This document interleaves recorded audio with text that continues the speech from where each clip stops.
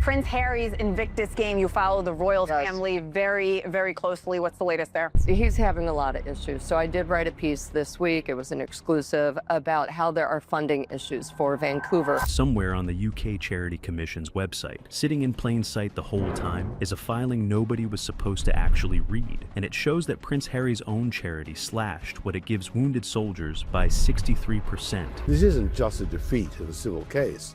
This is Harry being exposed as not telling the truth under oath in the King's court. In the exact same year its reserves grew, a new six-figure job appeared and legal fees tripled. Not the silent room, not the joke about baldness, not the tea at Highgrove. This, the reunion, the headlines, the timing, all of it was designed to keep you from asking one question. Where did the Invictus money go? The silent room. Prince Harry was standing in the friendliest room he was ever going to stand in. Wounded veterans, men and women who lost arms, legs, friends. His people, the crowd that has clapped for him no matter what for over a decade. He leaned into the microphone and made a joke about going bald, about some of them losing a bit more hair since the early days. He left the gap, the pause where the laugh is supposed to land. It never came. Not one person laughed.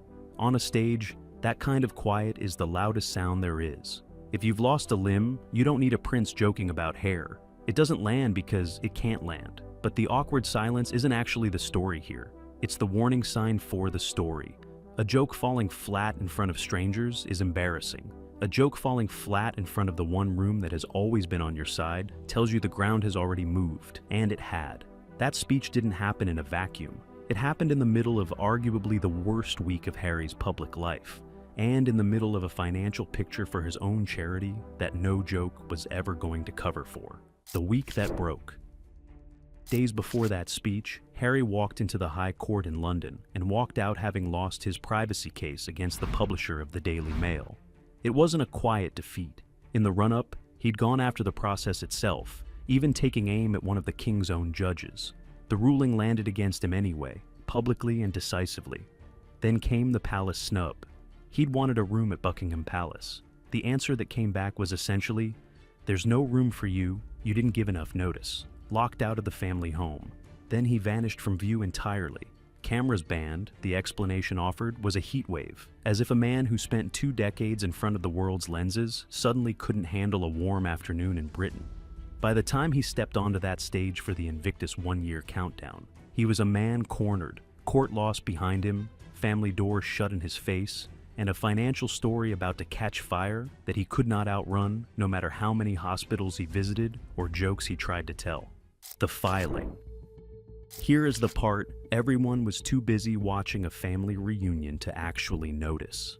Invictus is coming to Birmingham in July 2027, and by every estimate floating around, staging it will cost somewhere between 30 and 60 million pounds, with most estimates landing around 45 million.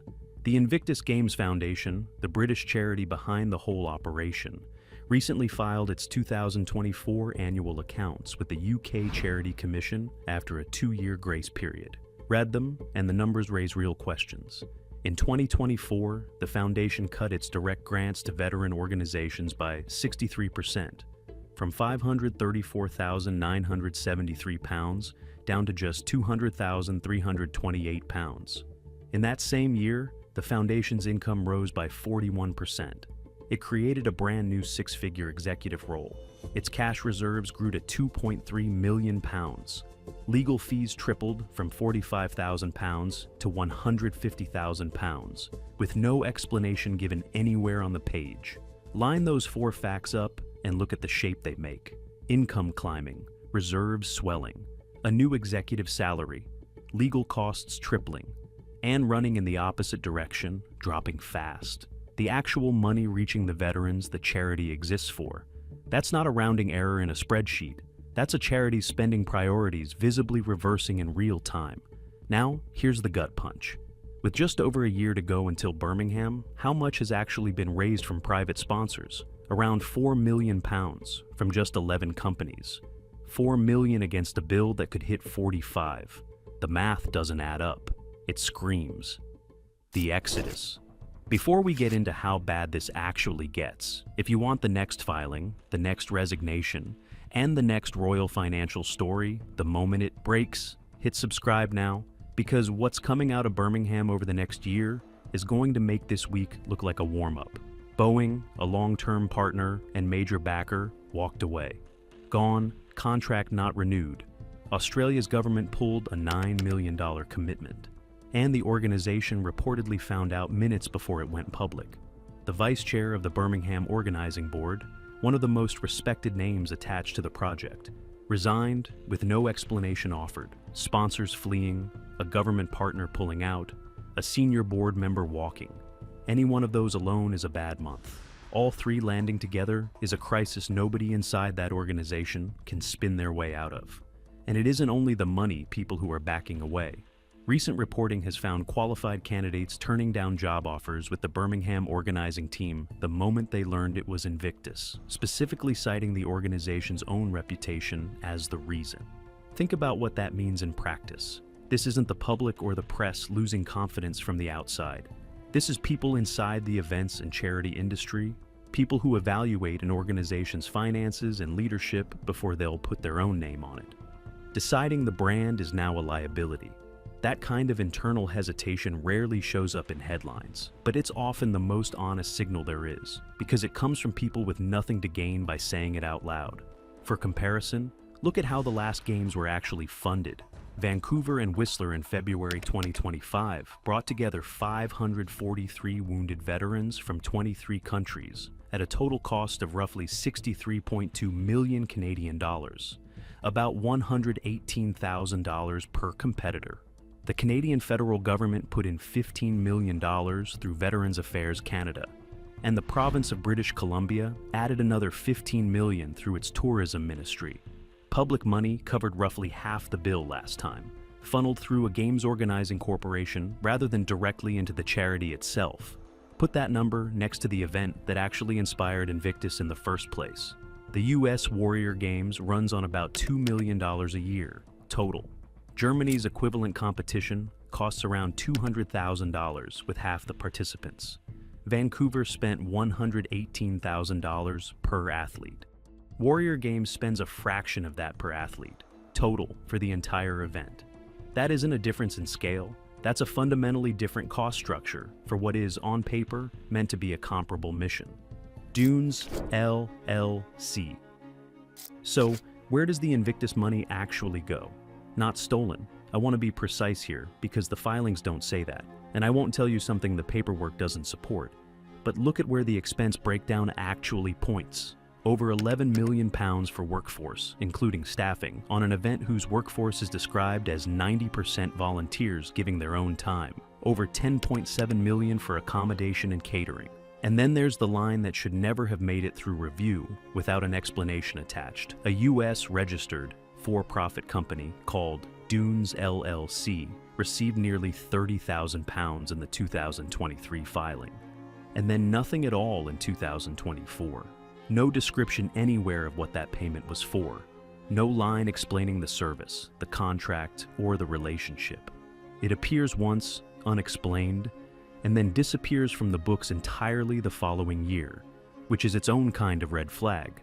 A payment large enough to require disclosure, but with none of the context that normally comes attached to disclosure.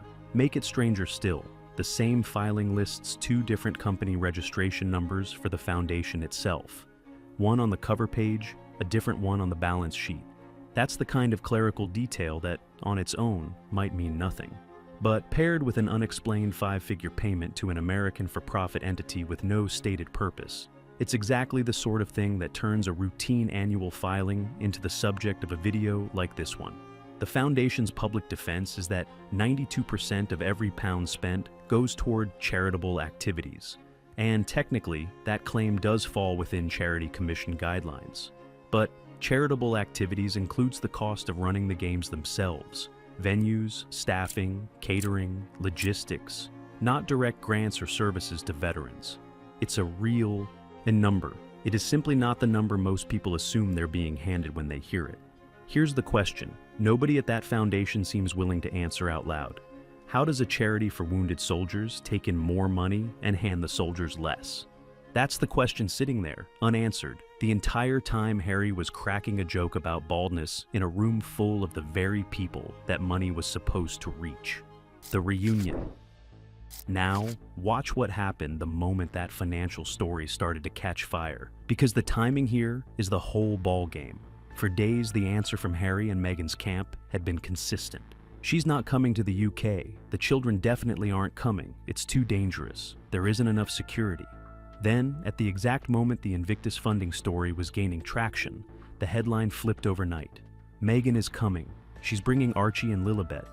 A reunion with King Charles, the first in nearly 4 years since the late Queen's Platinum Jubilee in June 2022.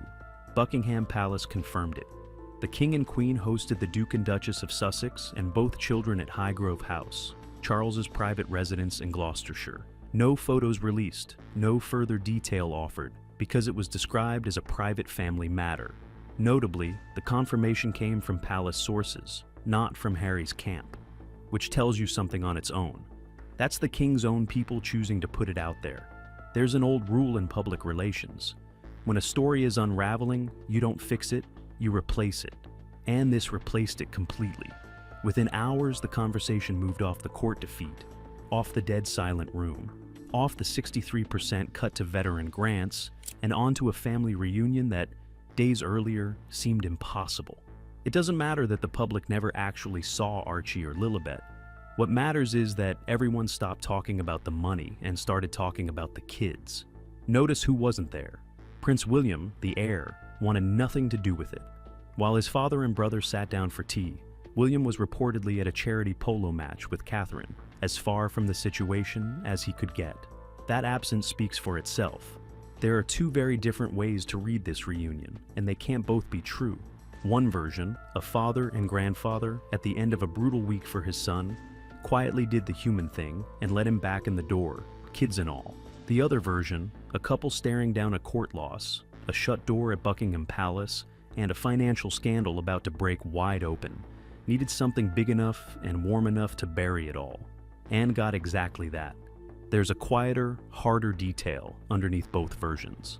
Meghan's own father, Thomas Markle, has never once met these children, not a single time. One grandfather gets an afternoon at a private country estate. The other, no title and no palace, has never held them. Whatever else you take from this week, that fact stands entirely on its own. The verdict. There's a real risk in all of this that has nothing to do with Harry. It's about Charles. To a lot of longtime royal watchers, this meeting didn't read as warmth. It read as reward. Days after his son publicly attacked the courts and, by extension, the family's own institutions, he got the one thing money can't buy: a door that opened anyway. To the people who show up every week without the lawsuits, without the Netflix cameras, without the drama, William and Catherine, that can land less like a family reunion and more like a quiet slap. If Harry walks away from this believing his father can be reached, softened, managed with the right timing and the right message, that's not a one-off gesture. That's a precedent. And that's the real fear underneath all of this. Not that one tea happened, but that it's the first crack in a much bigger door. Because here's the truth, Harry still hasn't answered, tea or no tea. The man who built a charity to lift up wounded veterans cannot explain, in plain terms, why those same veterans are getting a third less while the charity's reserves and executive payroll grow. A family reunion can change a headline for a week. It cannot change what's already written down, in black and white, in a filing with the UK Charity Commission. So, I'll leave it to you. Was Charles being a father, or was he being played? And now that you've actually seen where the Invictus money went, do you think that silence in the room was really about a bad joke, or about something Harry already knew was coming? If this is the kind of story the mainstream coverage keeps skipping past, subscribe now, because Birmingham 2027 is still a year away. The funding gap is still open, and the next filing is going to answer the questions this one didn't. Tell me what you think in the comments. I read every one of them.